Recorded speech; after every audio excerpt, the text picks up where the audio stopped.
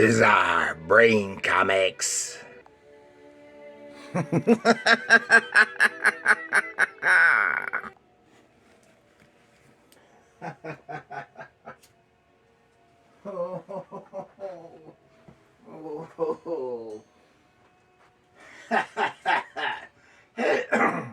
Hello, my comic book fiends.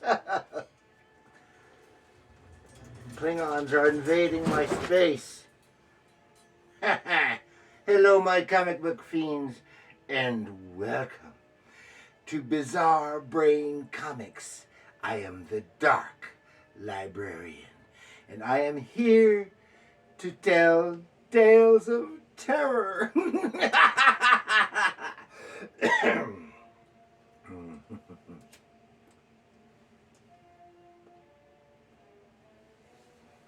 And this time, my friend, Mr. Bones, Mr. Bones, Mr. Bones. You got time to wake up, Mr. Bones. Oh, we're awake. Mr. Bones is awake now. Yes, he's here to help me. And today we're going to talk about this terror tome right here. This is the Occult Files of Dr. Spektor. This is number 10 from 1974. And it is written by the great horror missive writer, Horror Smith. The Horror Smith, yes. Don Glut. And illustrated by the massively talented Jesse Santos. And in this tome, we will become friends with Rakatep, the mummy, the 5,000-year-old mummy who spreads terror and kidnaps Dr. Spektor's love lady, Lakota. Okay, let's get down to it, shall we? Oh, let's see.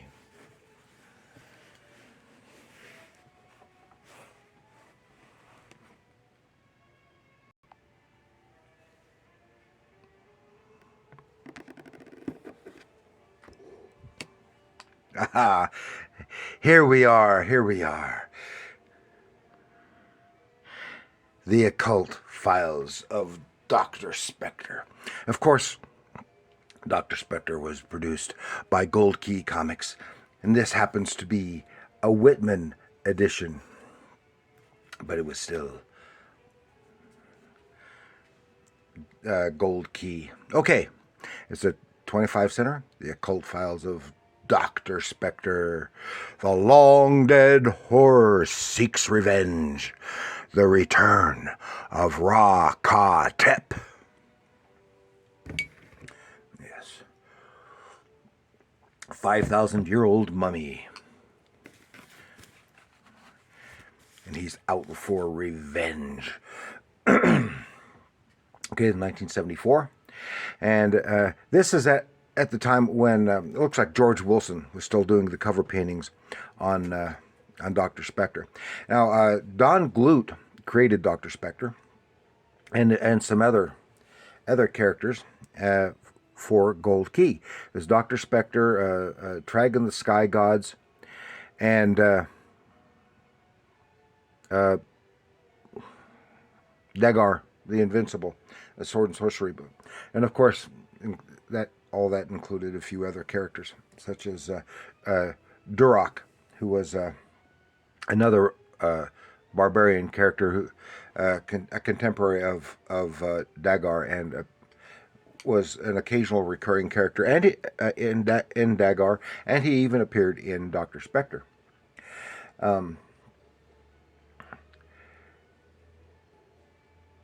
And so they're all part of a shared continuity. And as I've said before, when I'm talking about Don Glut. He was trying to help to build a small universe for Gold Key, and Gold Key just didn't give a hoot about a shared continuity, a shared universe.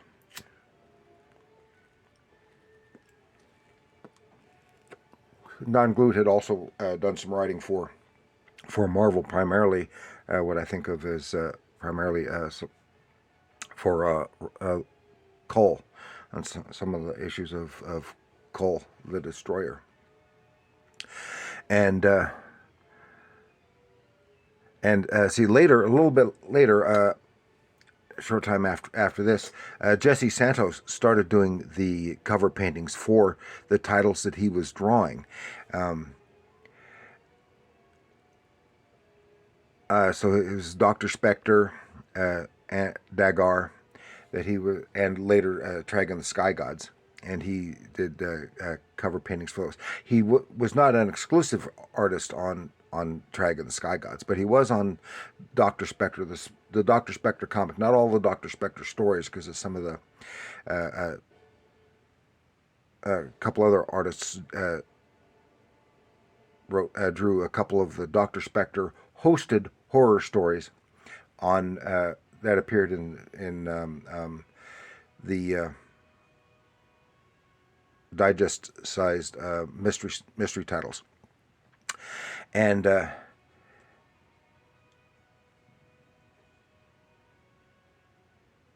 lost my train of thought. I hate it when that happens. It happens when you get old. So yeah, but Jesse. And another title that Jesse Santos was drawing was Brothers of the Spear title.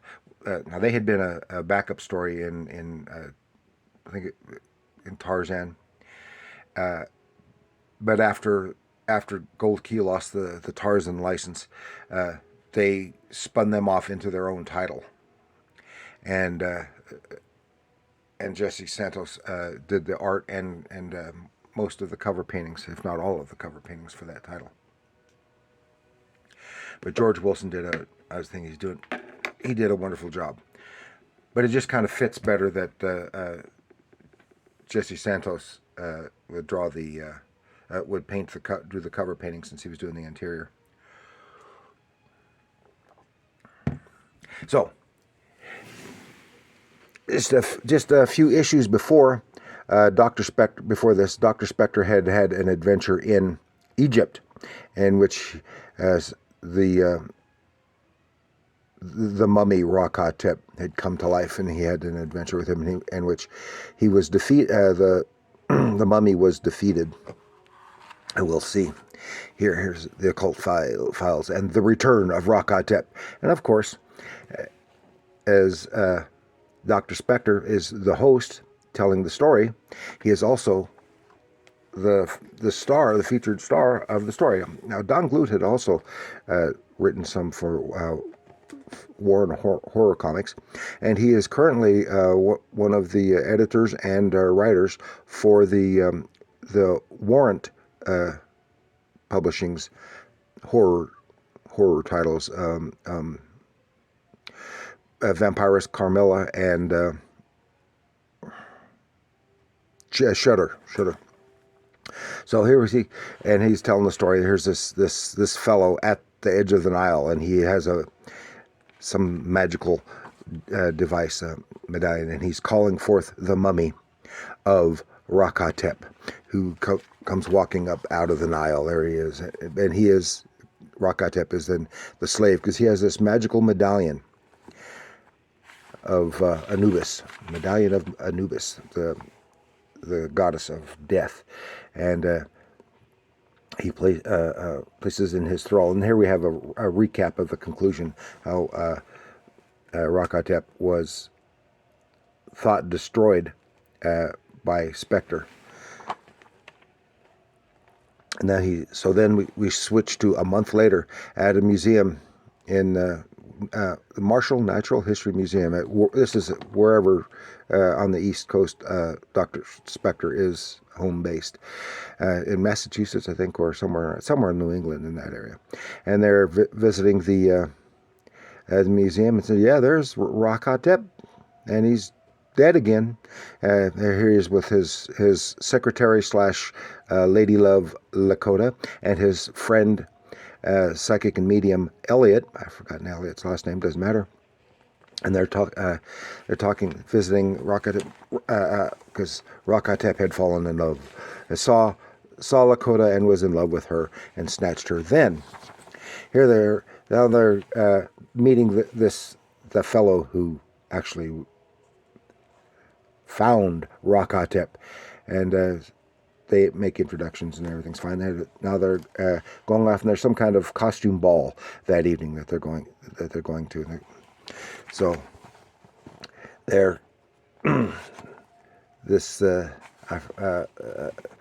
Egyptian sorcerer, I've forgotten his name, goes and he brings Rakatep back to life again. And as he's leaving, he encounters the guards, and he disposes of the guards, and then off they go. So here we are at Spektor Mansion, and Lakota is getting ready for the costume ball, in which she is in some kind of costume reflecting her American Indian, Native American heritage. And Cindy Bask and Elliot, there are together, and they're in their costumes. And surprisingly, Dr. Spektor doesn't get into a costume. He just wears a domino mask, because he's already in costume, because he wears the black suit with the string tie, and he wears a cape. And an old-fashioned type cape, because he dresses old-fashioned even for the 70s. Okay, then they are at the ball having a good time. Spektor gets a call from the from an inspector, police officer, Inspector Sink, yeah, who's been in some of his adventures before, and says, "Something's going on at the museum." And then suddenly Rakatep smashes in through the window. People screaming, running in panic. But no, they're not. They're far out. What a get up. They think it's all part of the show. It's all part of the show. So, but they recognize as Rakatep. And he knocks Adam aside, Spektor aside, and snatches Lakota after while in the thrall of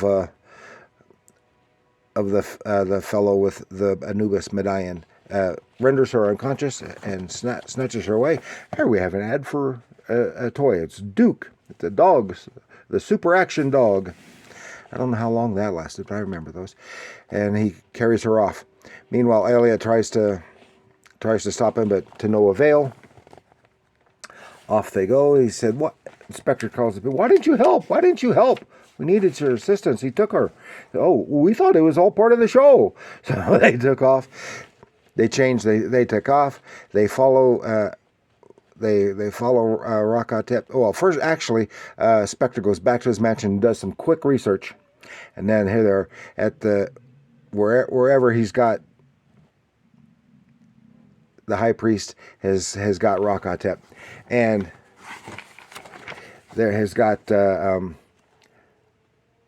Lakota dressed in some appropriately. She's under a magic or hypnotic spell, and she's like a zombie, but has got her dressed in some appropriate Egyptian attire. She is going to be a sacrifice to the god Anubis. And just as he's about to give her some kind of evil drink, Spektor breaks in. Manages to stop him, but then the mummy intervenes. Smash, smash, crash, bang, and defeats it. And this is what he says. Then while he's attacking, Spektor yells, "Stop! Stop!" And he comes to a stop, comes to a halt. "Oh, you must do as I command." Said, "No, don't. You must do as I command." "No, kill Spektor." And he's torn between them because it turns out that Spektor had a medallion of Amun-Ra, who is the king of the Egyptian god. So his is more powerful than that of Anubis. And in the process, Lakota regains consciousness and snatches the medallion from the high priest. No! Then Ra-Katep turns on his former master and destroys him before turning on Spektor. And he grabs the medallion from Spektor and crushes it, rendering it useless, and he's no longer the slave of anyone. Meanwhile, the cops and others have gotten there, and they start blasting away at the mummy. Blam, blam, blam, blam, blam, blam, blam. But he continues on, even though, and running from the flamethrowers that the police are using. But they don't get him, and he rushes on down the some of the passageways in this underground, an old mine shaft, and who is lost. So he gets away, so he can come back another time, but I don't think he does. And that is the end of the Dr. Spektor story. Now, earlier on like this, Dr. Spektor had the main story, and then had a backup story. And many of the backup stories wound up having some relevance to later Dr. Spektor continuity. Like he introduced the vampire, which appeared in there, and the Lion Man, and some other stuff. So here, for the backup story is When Gods Collide, because in his shared universe, Don Glut's shared universe of Dr. Spektor, Dagar, etc., they make frequent mention of the warrior gods and the dark gods. Well, here it gives a brief origin of the warrior gods and the dark gods. How some asteroid plummeted in way back ancient primordial times, crashed into Earth, and spores there gave rise to the warrior gods, who in their power are able to create certain beings. But other also gave rise to the dark gods, who resided in the bowels of the earth and were jealous, and the leader of the dark gods tried to snatch the head goddess for his own, and then the head god came to save her, and it resulted in a war between the dark gods and the warrior gods, in which ultimately both sides lost rather.